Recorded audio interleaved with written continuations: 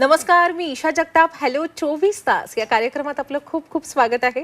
या विशेष कार्यक्रमातून आपण विविध क्षेत्रातील तज्ञ व्यक्तींकडून मिळवतो विशेष असं मार्गदर्शन. भारतातील प्रत्येक विद्यार्थ्याचं आणि विशेषतः त्याच्या आई वडिलांचं एक मोठं स्वप्न असतं, त्याने परदेशात जाऊन शिक्षण घेण्याचं. विशेषतः MBBS संपादित करण्यासाठी म्हणजेच डॉक्टर होण्यासाठी अनेक विद्यार्थ्यांची धडपड सुरू असते. त्यांना योग्य मार्गदर्शन, अचूक माहिती आणि विश्वासार्ह अशा साथीदाराची आवश्यकता असते. आजच्या या भागात आपल्याला याच विषयावर मार्गदर्शन करणार आहेत एक अनुभवी डॉक्टर, प्रेरणादायी व्यक्तिमत्व आणि ड्रीम फ्लाय एज्युकेशन कन्सल्टेशनचे संस्थापक डॉक्टर शिशिर अशोक डोंगरे सर. नमस्कार डॉक्टर, कार्यक्रमात आपलं स्वागत आहे. थँक्यू. सुरुवातीला आपल्याला सरांची ओळख करून देते. डॉक्टर शिशिर डोंगरे यांनी आपलं वैद्यकीय शिक्षण प्रिव्होल्स्की रिसर्च मेडिकल युनिव्हर्सिटी इथून पूर्ण केलंय. शिक्षणानंतर त्यांनी कोल्हापूर कॅन्सर सेंटर इथे मेडिकल ऑफिसर म्हणून सेवा दिली. रशियामध्ये शिक्षण घेत असताना त्यांनी अनेक भारतीय विद्यार्थ्यांच्या अडचणी अगदी जवळून अनुभवल्या आणि याच अनुभवातून 2020 साली त्यांनी ड्रीम फ्लाय एज्युकेशन कन्सल्टेशन्स या संस्थेची स्थापना केली. आजवर त्यांनी शेकडो विद्यार्थ्यांना रशियात शिक्षणासाठी योग्य मार्गदर्शन देऊन त्यांचं स्वप्न पूर्ण करण्यासाठी मदत केली आहे.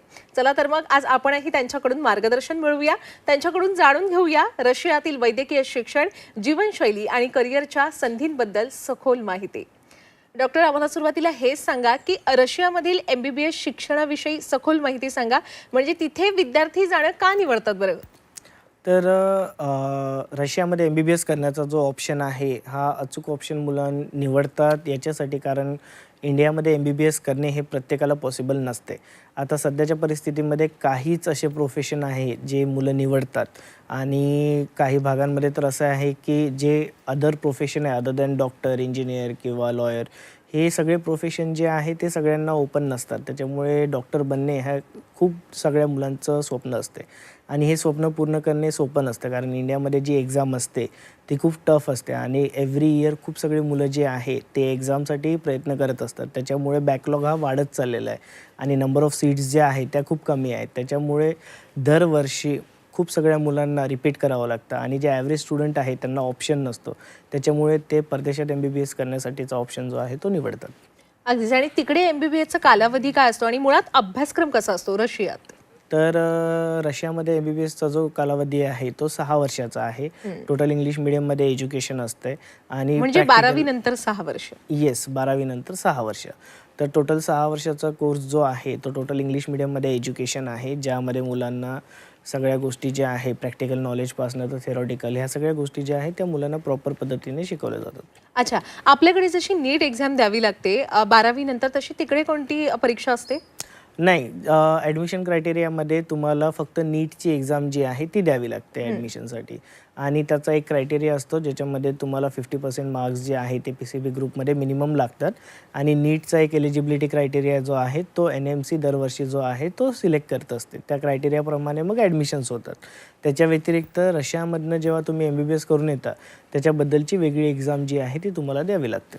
अच्छा, बरं, तिकडे ज्या मेडिकल युनिव्हर्सिटीज असतात म्हणजेच वैद्यकीय विद्यापीठं असतात ती WHO अर्थात WHO आणि NMC मान्यताप्राप्त असतात? Yes, most of the universities ज्या आहे त्या WHO आणि NMC मान्यताप्राप्त आहे. आता आपण जेव्हा ॲडमिशन करतो त्यावेळेला भरपूर सगळ्या युनिव्हर्सिटीज ॲब्रॉडमध्ये अशा आहेत की ज्यांना मान्यता नाही आहेत, पण आपण ज्या युनिव्हर्सिटीजमध्ये ॲडमिशन करतो त्या सगळ्या युनिव्हर्सिटीजला WHO आणि NMCची मान्यता आहे. जर त्याच्याबद्दलची सगळी माहिती जर हवी असेल तर तुम्हाला NMCच्या वेबसाईटवरती पण त्या युनिव्हर्सिटीचं नाव सर्च करून ती NMC मान्यता प्राप्त आहे की नाही याबद्दलची माहिती तुम्हाला मिळू शकते. NMCचा जो क्रायटेरिया आहे तो टोटल 60 मंथ्सचा क्रायटेरिया आहे, जेवढं तुमचं मिनिमम एज्युकेशन असायला पाहिजे आणि आपल्या युनिव्हर्सिटीजमध्ये टोटल एज्युकेशन जे आहे ते 72 मंथ्सचं आहे. अच्छा, मग अशी आपण सांगितलं थोडक्यात की ॲडमिशन प्रक्रिया एकंदरीत काय असते किंवा एलिजिबिलिटी काय असते, पण याच विषयी आपण जरा सविस्तरपणे सांगावं. तर ॲडमिशन क्रायटेरिया जो आहे किंवा एलिजिबिलिटी जे आहे ते या पद्धतीने असते की एज ग्रुप असतो 17 इयर्सपासनं तर टोटल 25 इयर्सपर्यंत जो आहे तो मिनिमम क्रायटेरिया जो आहे एजचा तो दिलेला आहे. युनिव्हर्सिटीजमध्ये आपण अप्लाय करताना तुम्हाला 12वीमध्ये PCB ग्रुप असणे हे आवश्यक आहे. PCB ग्रुप म्हणजे फिजिक्स, केमिस्ट्री आणि बायोलॉजी. जेव्हा या ग्रुपमध्ये जेव्हा तुम्हाला 50% मार्क्स असेल तर तुम्ही रशियामध्ये MBBS करण्यासाठी एलिजिबल आहात. जर तुम्हाला 50%पेक्षा कमी असेल तर तुम्ही एलिजिबल नाही आहात. 12वीमध्ये तुम्हाला मिनिमम 50% असणे जे आहे ते आवश्यक आहे. याच्या व्यतिरिक्त नीटचा जो क्रायटेरिया असतो तो दर वर्षाप्रमाणे चेंज होत राहतो. रिझर्व्ह कॅटेगरीसाठी वेगळा क्रायटेरिया असतो आणि ओपन कॅटेगरीसाठी वेगळा क्रायटेरिया असतो. त्याप्रमाणे आपण युनिव्हर्सिटीजला अप्लाय करतो. युनिव्हर्सिटीला सगळे डॉक्युमेंट सबमिट झाल्यानंतर पुढची प्रोसेस जी आहे ती चालू होते. अच्छा, आपण मगाशीच सांगितलं की तिथे इंग्रजी भाषेत उपलब्ध आहे सगळा अभ्यासक्रम MBBSचा. पण एकंदरीतच रशियामध्ये राहण्यासाठी किंवा जेव्हा ती मुलं विद्यापीठाच्या बाहेर जेव्हा सर्व्हाइव्ह करत असतील किंवा बाहेर फिरत असतील, घरात राहत असतील, अशा वेळेला रशियन भाषा येणं त्यांना किती महत्त्वाचं असतं? तर बेसिकली असं असतं की local language is compulsory. Total education जे आहे ते आपलं इंग्लिशमध्ये आहे. पण रशियामध्ये जेव्हा आपण राहतो तर तिथली लोकल लँग्वेज येणं जे आहे ते तुम्हाला आवश्यक आहे तुमच्या डे टू डे लाईफसाठी किंवा तुमच्या पेशंट कन्व्हर्सेशनसाठी. आता सोपं एक्झाम्पल जर मी तुम्हाला देतो म्हटलं तर आपण एक महाराष्ट्रातलं स्टुडंट आहे, पण तुमचा नंबर जर MBBSसाठी तमिळनाडूमध्ये लागला तर तुम्हाला तिथली लँग्वेज जी आहे तमिळ लँग्वेज ती येणं आवश्यक आहे. कारण तिथला जो पेशंट आहे तो तुमच्याशी बोलताना लोकल लँग्वेजमध्येच बोलण्यात कम्फर्टेबल राहणार. तसंच रशियामध्ये आहे. जेव्हा पेशंटशी आपण कन्व्हर्सेशन करतो त्यावेळेला patient is comfortable in local language. त्याच्यामुळे कसं आहे की तुम्हाला तिथली लोकल लँग्वेज येणं कंपल्सरी आहे, पण ते तुम्हाला एज्युकेशन वाईज त्याच्यावरती कुठलाही इफेक्ट पडत नाही. कारण तुमचं टोटल एज्युकेशन जे आहे ते इंग्लिश मीडियममध्ये आहे. अच्छा, बरं जेव्हा तिथेच नाही, खरं तर रशियामध्येच नाही, जेव्हा कोणती व्यक्ती ही परदेशात जाते, एखाद्या देशात जाते, तेव्हा आपण अगदी चित्रपटात सुद्धा पाहिलं असेल, वेब सिरीजमध्ये पाहिलं असेल की ती आधी काय करते, तिकडची जी लोकल लँग्वेज असते ती शिकण्यासाठी क्लासेस लावते. मग अशा प्रकारची कोणती सुविधा आपण देता? बेसिकली कसं आहे की ऑनलाईन क्लासेस असतात. त्याच्याबद्दलची सगळी माहिती जी आहे ती मुलांना आपण प्रोव्हाइड करतो. त्याच्याबद्दलच्या सगळ्या लिंक्स किंवा कुठले ॲप्स असतात जिथे ते मुलं एज्युकेशन घेऊ शकतात.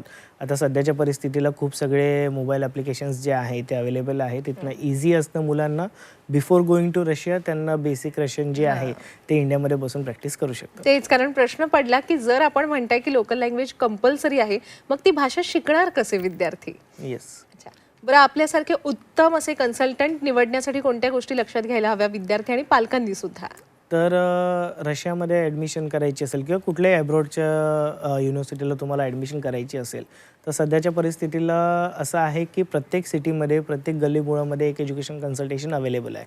पण रशियामध्ये ॲडमिशन घेताना आपल्याला काही गोष्टींची खात्री जी आहे ती करायला पाहिजे. पहिली गोष्ट, जेव्हा तुम्ही ॲडमिशन घेताय तर तुमचा मुलगा जो आहे तो तुमच्यापासून 4 ते 5,000 किलोमीटर लांब असणार आहे, जिथे तुम्हाला पोहोचणं शक्य नाही आहे. तर तुम्ही जर अशा एखाद्या एज्युकेशन कन्सल्टेशनकडनं जात आहे की तो थर्ड पार्टीमध्ये ॲडमिशन करतो आहे तर त्यावेळेला तुम्हाला सेफ्टी रिलेटेड खूप मोठा कन्सर्न असू शकतो. कारण त्यांनी रशिया कधी गेलेला नाही आहे किंवा त्यांनी रशियामध्ये त्याचं काही होल्ड नाही आहे. तर त्यावेळेला जर तुमच्या मुलाला एखादा वैद्यकीय प्रॉब्लेम आला किंवा त्याच्या व्यतिरिक्त युनिव्हर्सिटीचा काही प्रॉब्लेम आला, सेफ्टी रिलेटेड काही इश्यू आला तर तुम्ही प्रॉपरली कम्युनिकेशन जे आहे ते कोणासोबत करू शकणार नाही. त्यामुळे भरपूर सगळ्या मुलांना त्याचा त्रास होतो आणि काही मुलांना इंडियाला परत पण यावं लागू शकतं. त्याच्यामुळे एज्युकेशन कन्सल्टेशन निवडताना तुम्हाला मेनली काही गोष्टी लक्षात ठेवायच्या आहे की त्या व्यक्तीचं रशियामध्ये जाणं येणं आहे, त्याच्या व्यतिरिक्त त्याला रशियामधला ॲडमिशनचा एक्सपिरियन्स आहे, युनिव्हर्सिटीशी त्याचं बोलणं चालणं आहे, त्याचे ओल्ड स्टुडंट्स ऑलरेडी तिथे शिकतात किंवा कोणीतरी त्याचा केअरटेकर जे आहे ते तिथे अवेलेबल आहे. अच्छा, आता सगळ्यात महत्त्वाचा प्रश्न, खरं तर डॉक्टर होण्यासाठी प्रचंड संयम लागतो, बुद्धिमत्तेचा सुद्धा आणि आर्थिकदृष्ट्या सुद्धा.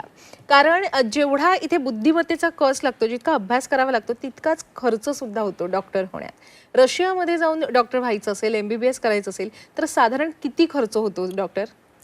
तर रशियामध्ये MBBS जे आहे ते खूप अफोर्डेबल आहे. आता सध्या आपण जर इंडियाच्या कम्पेअर केलं तर इंडियामध्ये खर्च जो आहे तो जास्त लागतो आणि रशियामध्ये खर्च जो आहे तो कमी लागतो. साधारण 3 ते 4 लाख रुपये पर इयरच्या हिशोबाने तुमचा टोटल खर्च जो आहे तो तुम्हाला लागू शकतो. त्याच्या व्यतिरिक्त तुम्हाला 1 लाख रुपये जो आहे तो पर्सनल एक्सपेन्सेसचा पकडला तर तुमचं साधारण 25 ते 30 लाखामध्ये टोटल एज्युकेशन जे आहे ते तुमचं होऊ शकतं.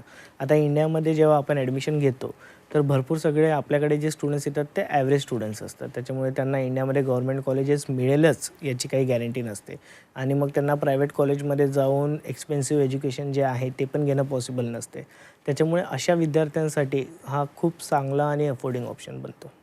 अच्छा, बरं, पण अफोर्डेबल असतं हे आपण सांगितलं, पण जेव्हा आपण इतर ठिकाणी जातो आपल्या घरापासून लांब, अगदी मुंबईहून पुण्यात जरी गेलो तरी हा विचार करावाच लागतो की आपण हॉस्टेलमध्ये राहणार आहोत का, आपण जेवणार काय आहोत. जर आपण हॉस्टेलमध्ये नाही राहणार तर आपलं कॉलेज किती लांब असणार आहे, मग दररोजचा जाण्या येण्याचा खर्च किती होणार आहे, आपल्याला इतर किती खर्च लागणार आहे. या सगळ्या गोष्टींची रशियामध्ये राहताना विद्यार्थ्यांनी काय काळजी घ्यायला हवी, कसं गणित मांडावं आर्थिक.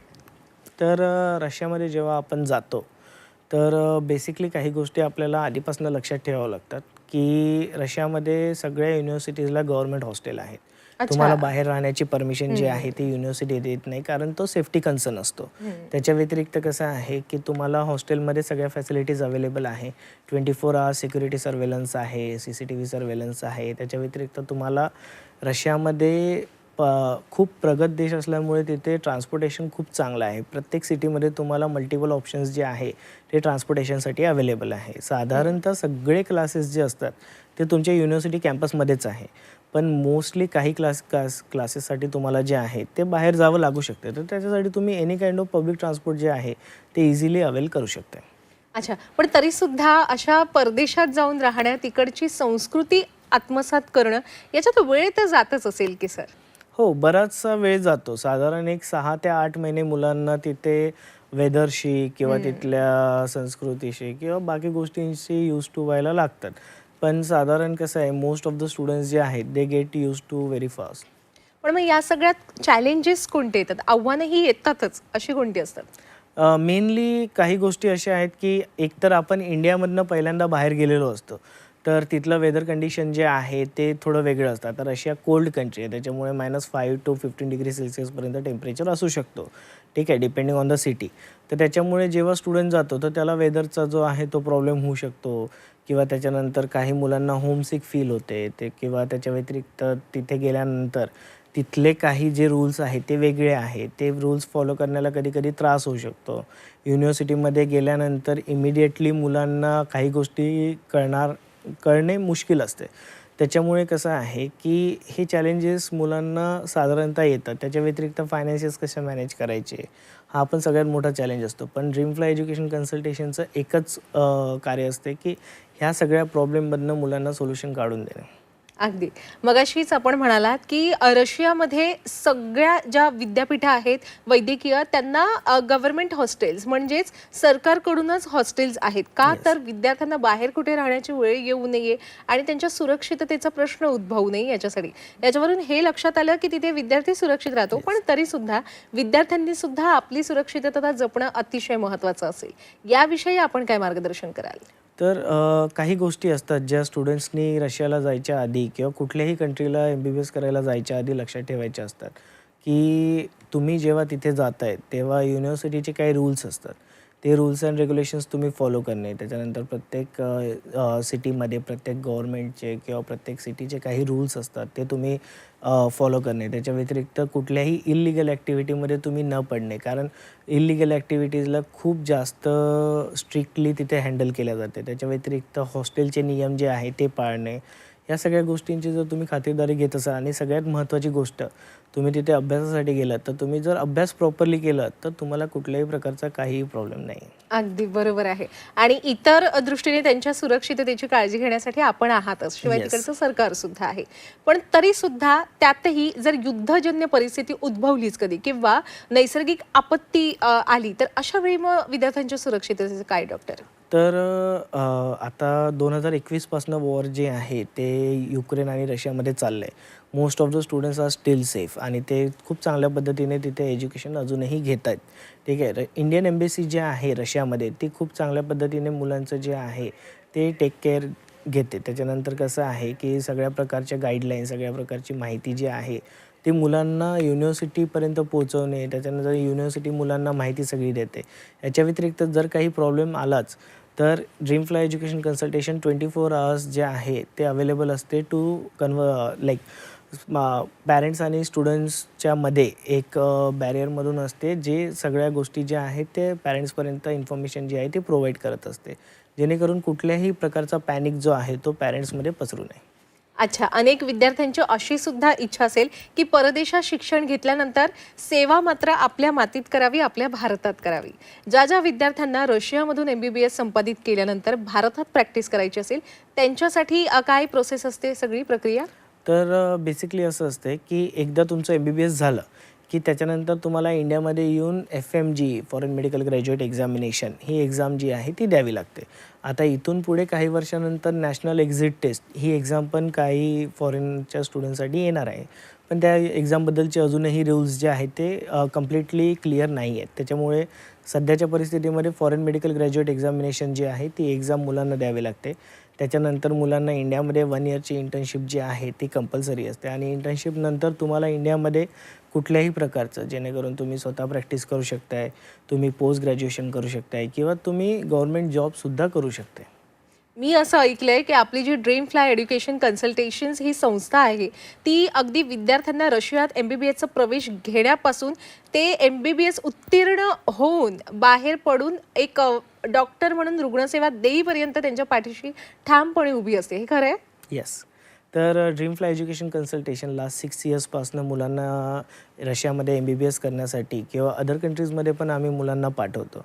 MBBSसाठी मुलांना मार्गदर्शन करणे तर अगदी ॲडमिशनपासनं तर त्यांच्या ग्रॅज्युएशनपर्यंत आम्ही सगळ्या गोष्टींमध्ये मुलांची हेल्प करतो. जेव्हा मुलगा तिथे गेला त्याच्यानंतर त्याला कुठल्याही प्रकारच्या हेल्पची जरूरत पडली, जसे की त्याला मेडिकल इमर्जन्सी आहे किंवा त्याला कुठल्याही प्रकारचा सेफ्टी रिलेटेड प्रॉब्लेम आहे, तर आमची टीम जी आहे ती 24 तास मुलांच्या कनेक्टमध्ये असते आणि कुठल्याही प्रकारचा काही प्रॉब्लेम आला तर तो विदिन हाफ एन आवरमध्ये आम्ही सॉल्व्ह करू शकतो, कारण आमचे केअरटेकर्स तिथे आहेत. अच्छा. ठीक आहे. आणि युनिव्हर्सिटीसोबत आमचा कंटिन्युअस कनेक्ट जो आहे तो बनून असतो, ज्याच्यामुळे इन केस जर कुठला युनिव्हर्सिटी रिलेटेड काही प्रॉब्लेम आला तर तोही खूप चांगल्या पद्धतीने आम्ही तिथे सॉल्व्ह करून घेतो. आणि जर कुठल्याही स्टुडंटला प्रॉब्लेम सॉल्व्ह करण्यात काहीही प्रॉब्लेम आला तर पर्सनली माझं स्वतःचं तिथे 3 to 4 मंथ्स जे आहे ते माझं तिथे राहणं असते. अच्छा. तर त्याच्यामुळे तिथे मी असताना सुद्धा काही प्रॉब्लेम्स जे आहेत ते आम्ही सॉल्व्ह करून घेतो. अच्छा. बरं, जेव्हा एखादी सर्वसामान्य व्यक्ती म्हणजे वैद्यकीय शिक्षणासाठी जातात त्यांच्याविषयी नाही बोलत आहे मी. त्याच्या व्यतिरिक्तही जेव्हा व्यक्ती इतर कामासाठी सुद्धा जेव्हा फॉरेन कंट्रीजमध्ये जाते, परदेशात जाते, तेव्हा तिथे तिला काम करावंच लागतं आणि राहावं लागतं असं एक म्हटलं जातं. या विद्यार्थ्यांना सुद्धा काम करून शिकावं लागतं? नाही, ॲक्च्युली कसं असते की वर्क अँड अर्न तर ती प्रोसेस जी आहे ती रशियामध्ये फॉलो होत नाही. रशियामध्ये स्टुडंट विजा रिलेटेड रूल्स जे आहेत ते खूप स्ट्रिक्ट आहे. त्याच्यामुळे मुलांना बाहेर काम करण्याची परमिशन जी आहे ती दिल्या जात नाही. आणि मेनली कसं असतं की सगळं एज्युकेशन ही अफोर्डिंग असल्यामुळे त्यांना बाहेरून काम करून तिथे फीज वगैरे भरण्याचं जे आहे ते कुठल्याही प्रकारचं त्यांना काम पडत नाही. आणि मेनली जर मुलांनी या सगळ्या गोष्टींमध्ये पार्टिसिपेट केलं तर मुलांचा अभ्यासावरनं जो आहे तो लक्ष भटकलं जाते. त्याच्यामुळे युनिव्हर्सिटीजचं आणि बाकी इमिग्रेशन डिपार्टमेंटचं पण हेच सांगणं असते की मुलांनी फक्त एज्युकेशनकडे लक्ष द्यावं. अच्छा. आणि एक्स्ट्रा करिक्युलम ॲक्टिव्हिटीज कशा राबवल्या जातात तिकडे? एक्स्ट्रा करिक्युलर ॲक्टिव्हिटीमध्ये तुम्हाला खूप सगळ्या प्रकारचे ऑलिम्पियाड्स असतात, स्पोर्ट्स ॲक्टिव्हिटीज असतात, त्याच्यानंतर कल्चरल ॲक्टिव्हिटीज असतात. तर मुलांना या सगळ्या गोष्टींमध्ये पार्टिसिपेट करण्याचा चान्स जो आहे तो दिला जातो. त्याच्यासोबतच युनिव्हर्सिटी स्टुडंट एक्सचेंज प्रोग्राम्स असतात, त्याच्यामध्ये मुलं जे आहे ते ॲक्टिव्हली पार्टिसिपेट करू शकतात डिपेंडिंग ऑन द स्टुडंट. पण मोस्टली आमची ॲडवाईस असते सगळ्या मुलांना की तुमच्या टॅलेंटप्रमाणे तुम्ही या सगळ्या गोष्टींमध्ये पार्टिसिपेट करा. बरोबर आहे. पार्टिसिपेट करा आणि तुमच्या अभ्यासाकडे दुर्लक्ष होणार नाही याची काळजी घ्या. कारण अगदी बरोबर आहे. मेनली कसं असतं की एखादा पॅरेंट, आता आमच्याकडे जे पॅरेंट्स येतात ते मेनली जे आहेत ते they are middle class people. आणि मिडल क्लास माणूस कशा प्रकारे पैशाची अरेंजमेंट करून मुलाला शिकवतो हे सगळ्यांना माहिती आहे. तर त्यामुळे आमचं एकच सांगणं असते की जेव्हा मुलगा तिथे गेला आहे तर त्यांनी अभ्यासात मॅक्झिमम लक्ष द्यावं, जेणेकरून तो जे पैसे भरतोय त्या पैशाचा त्याला काहीतरी उपयोग व्हावा. अगदीच, अगदीच. आणि ड्रीम फ्लाय एज्युकेशन कन्सल्टेशन सोबत आज आपले जितके विद्यार्थी, प्रेक्षक किंवा त्यांचे पालक हा कार्यक्रम बघत असतील, त्यांना सुद्धा जोडायचं असेल आपल्याबरोबर, या संस्थेकडून मार्गदर्शन मिळवायचं असेल, ते कसे कनेक्ट होऊ शकतात तुमच्याशी? आपले 4 ठिकाणी ऑफिसेस आहे महाराष्ट्रामध्ये, सांगली, मुंबई, पुणे आणि अमरावती या ठिकाणी. तर तुम्ही डायरेक्ट आमच्या वॉक इन करू शकता ऑफिसेसला. तिथे तुम्हाला आमच्या कन्सल्टंटद्वारे सगळी माहिती जी आहे ती सविस्तरप्रमाणे देण्यात येईल. किंवा तुम्हाला एक नंबर स्क्रीनवरती फ्लॅश होत असेल, त्या नंबरवरती तुम्ही कॉल करून तुमचं कन्सल्टेशन जे आहे ते बुक करू शकताय किंवा तुम्ही आमच्या वेबसाईटला व्हिजिट करू शकताय. अच्छा. सर, जेव्हा पहिल्यांदा विद्यार्थी विमानात बसतो रशियात जाण्यासाठी, म्हणजेच जर अगदी त्यांच्याच भाषेत बोलायचं झालं तर विद्यार्थी जेव्हा पहिल्यांदा फ्लाय करतो रशियात जाण्यासाठी, तेव्हा म्हणजे काय सुविधा असते त्याच्याबरोबर तुम्ही असता का, त्याचे पालक असतात का? तर पहिल्यांदा जेव्हा स्टुडंट जातो तर तेव्हा आपल्या बॅचेस ज्या आहे त्या 10 ते 15 मुलांच्या बॅचेसमध्ये आपण मुलांना पाठवतो, जेणेकरून त्या टाईमला आपला एक रिप्रेझेंटेटिव्ह जो आहे तो इंडियामधनं त्यांच्यासोबत रशियापर्यंत ट्रॅव्हल करत असतो. आता पहिल्यांदा स्टुडंट जेव्हा रशियामध्ये जातो तेव्हा त्याला भरपूर सगळे प्रश्न असतात किंवा भरपूर सगळ्या अडचणी असतात, कारण एक इंडियातला कम्फर्ट झोन सोडून त्याच्या पॅरेंट्सला सोडून पहिल्यांदा तो देशाच्या बाहेर जातो आहे. मोस्टली आमच्याकडे येणारे सगळे स्टुडंट्स असे असतात की त्यांनी कधी अब्रॉड ट्रॅव्हल केलेलंच नाही आहे, त्याच्यामुळे त्यांना प्रॉब्लेम तो होतो. तर त्याच्यासाठी आम्ही आमचा रिप्रेझेंटेटिव्ह जो आहे तो त्यांच्यासोबत पाठवतो, जेणेकरून त्यांना सगळ्या गोष्टींची हेल्प होणार. अगदी खूप खूप आभार या सगळ्या सविस्तर अशा गप्पांसाठी. खरं तर धन्यवाद. थँक्यू. प्रेक्षक हो, हॅलो 24 तास मध्ये वेळ झालेली आहे आता इथेच थांबण्याची, पण ताज्या घडामोडींसाठी नेहमीच पाहत रहा झी 24 तास.